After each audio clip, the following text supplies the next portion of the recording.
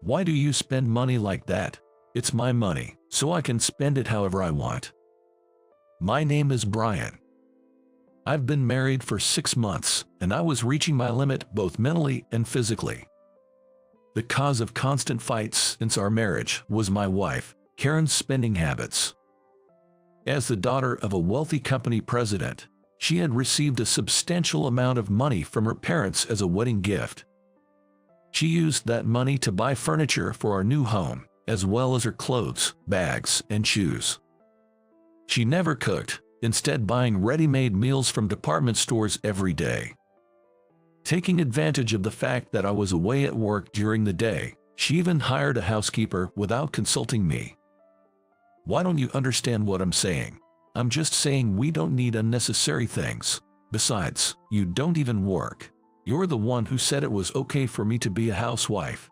My wife became a full-time housewife immediately after we got married. I thought she did it because she wanted children, but it seemed like there was more to it than that. As I got busier with work and couldn't come home often, she started going out more frequently. I warned her several times, but she didn't listen. One day, she came home completely drunk, being carried by her girlfriends. I was surprised when I saw the taxi receipt. I asked her angrily, "Did you really come from such a far place?" She replied, "It's my money, so it doesn't matter." We had a big fight, and I couldn't take it anymore. I finally said the words that had been repeating in my head over and over again. "Let's get a divorce." Why? I married you because I wanted to build a happy family together. As it is now, it's not good for either of us. Well, what should I do then?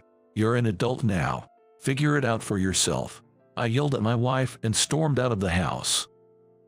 At that moment, just being with her was painful for me. I took a train to my parents' house. We used to be so happy just being together when we first met. As I walked outside, I couldn't help but sigh. I remembered the time when I first met my wife.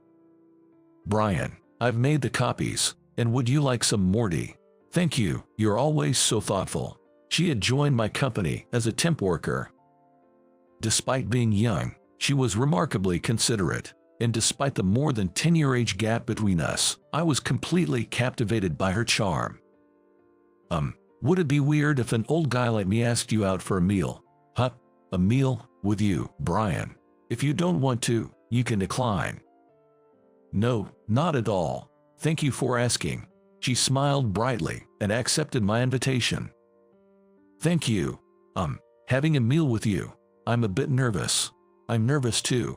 After that, we went out for meals a few times. "Do you mind if I don't pay?" "It's fine. I invited you." She always said that and took care of me. "Thank you so much." She even gave me small gifts. Is it okay to receive a tie like this? I might get the wrong idea. It feels like, what on earth is this guy talking about? Sorry, just kidding. No, it's not a misunderstanding. After that, my wife and I officially started dating. And we quickly fell for each other and got married. But later on, her job at her family's company became a huge success, and she also received a substantial amount of money as a director. That's when her tendency to overspend started showing. Her lack of attachment to money was astonishing, and I couldn't accept our differing values. So, we divorced easily, and she went back to her parents' house. What was she expecting when she married me? Even if I ask, she who's not here won't answer. There's no point in thinking about answers I can find. After that, my parents recommended a few arranged dates, and I went to meet several women. But each time, thoughts of my ex-wife crossed my mind.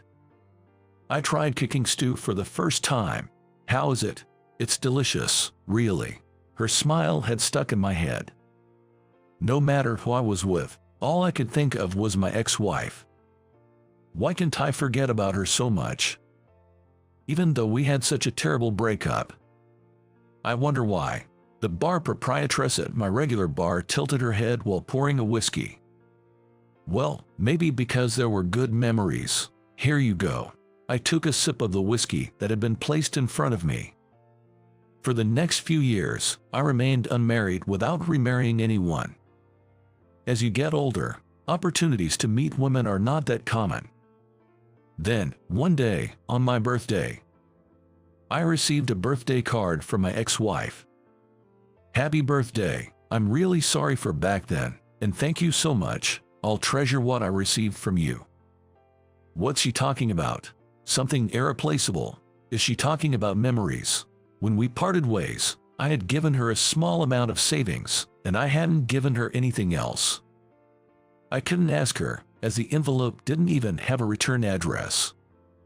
I didn't know her acquaintances or her family's contact information anymore. Had she grown older and was reflecting on things now? Thinking such things, I left the letter in my desk. On that day, as usual, I stopped by the bar on my way home from work. "Good evening." The bar proprietress rushed over from the back of the counter. "Welcome. Oh, by the way, I heard from a customer yesterday that your ex-wife's father's company, App Trading, seems to have gone bankrupt." "Oh, really?" I became curious about her. I wondered what had happened to her, someone who was so naive about the world, someone who had never experienced financial difficulties. Then, 3 years later, something unexpected happened. I received a letter at my home. It was in a plain white envelope with no sender's name. I had a strange sense of déjà vu and remembered Karen's letter. And I was shocked when I read that letter. "I apologize for this sudden letter. I am your son." My son. I read those words over and over again. There shouldn't be any children between her and me. What on earth could this mean? As I continued reading the letter, I learned a shocking truth. My mother realized that she was pregnant with me right after divorcing you, but she didn't have the courage to tell you about it, and it has come to this day. My mother is sick. The doctor today said it might be life-threatening. Please, even if just for a moment, come and see her. And in the letter, there was a note with the address of a certain hospital and a room number. Is Karen hospitalized here? I was guided as if by fate and headed to that hospital. The hospital was close to her parents' house and was a large general hospital. I asked at the reception where the inpatient ward was and searched for the room number mentioned in the note. It's here. Nervously, I reached for the door handle. And then, she, lying in bed, said in surprise, "Why, are you here?" Seeing her like that, I was genuinely surprised. My ex-wife had become emaciated, with gray hair and wrinkles, looking like a completely different person from before. There was no trace of her former self. "I received a letter from your son." "Alex, you can't be." She opened her eyes wide and stared at me intently. "It seems like you haven't remarried." "No, Alex is your child." She explained what happened after we parted ways. After we divorced, it seems she realized she was pregnant shortly afterward.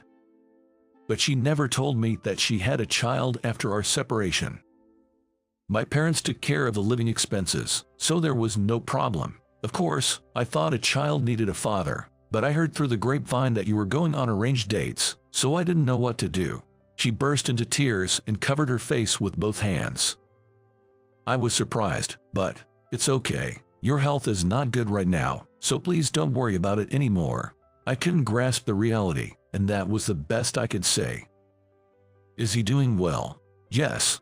He gave up on going to college for my sake and is working, but I feel so sorry for him.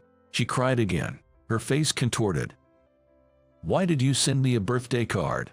I asked curiously, and she replied, I was really out of my mind. I didn't mean to trouble you. I just suddenly wanted to express my gratitude for giving me that child. After her father's company went bankrupt, she quickly became poor, accumulated debt, and had a very tough life. She worked part-time at a fast food restaurant while struggling to make ends meet. I wondered if she had ever been to a fast food restaurant before. After her family's company went under, she was probably on her own, and she must have gone through a lot. Her worn-out appearance was probably not just because of her illness. I began to feel sorry for her and gently hugged her. Although it wasn't apparent from her appearance, her body was skin and bones, and it seemed like it could break with a little force. She had raised her son and lived as a mother with such a fragile body. I also want to do something for Alex as his father. I'm sorry. I couldn't rely on you until now. You were stubborn and never gave in once you decided to do something. I really regret not being more honest, she said in a small voice, still looking down. Can I meet Alex? Of course, he'll be here soon. My heart was pounding, and I felt like it was going to burst. It would be my first meeting with a son I never knew existed. He will accept me, won't he? And then, he casually came in. Mom, are you okay? The young man who entered the hospital room looked quite similar to me. Well, maybe his mouth area resembles her. Are you my dad? It seemed like he had thought the same thing as me, and he was staring at my face in surprise. Yes, I'm your father. I smiled at him, and he smiled back at me. After that, with my wife in between us, we talked about what had happened to each of us over the past dozen years. I had never been able to forget about her, and I was grateful for being able to meet her again and see my son. Apparently, my son had heard about me from her before. But he didn't want to contact me now that they had become poor, fearing that it might seem opportunistic. However, when he heard that his mother was sick and her life was in danger, he said he really wanted to meet the three of us before she passed away. Then, when I was looking for my mother's pajamas and towels in the room, I found a box with a lot of photos of the two of you. My mother still can't forget about you, so I decided to write the letter. As she spoke, she gazed straight at her son. I realized that I didn't need money anymore. I mean, it's obvious that you can buy really important things with money. She said that and shed big tears. I just wanted to live happily with you. Just realizing that is enough. I hugged her tightly. After that, I visited the hospital almost every day to check on her condition. I was looking forward to meeting my son. She continued her battle against illness for a while, underwent surgery repeatedly, and miraculously recovered, finally being discharged from the hospital. Don't be so nervous. That's right, Dad, my face and body are stiff. Taking a family photo is a first for me. Saying that, he straightened his back and stood up tall. Yes, let's take a family photo. You all have great smiles. I got remarried later on, even though we didn't have a wedding ceremony, but for now, we decided to take a family photo with the three of us. Although I had been separated from my son and wife for a long time, I wanted to slowly fill in the gaps in that time,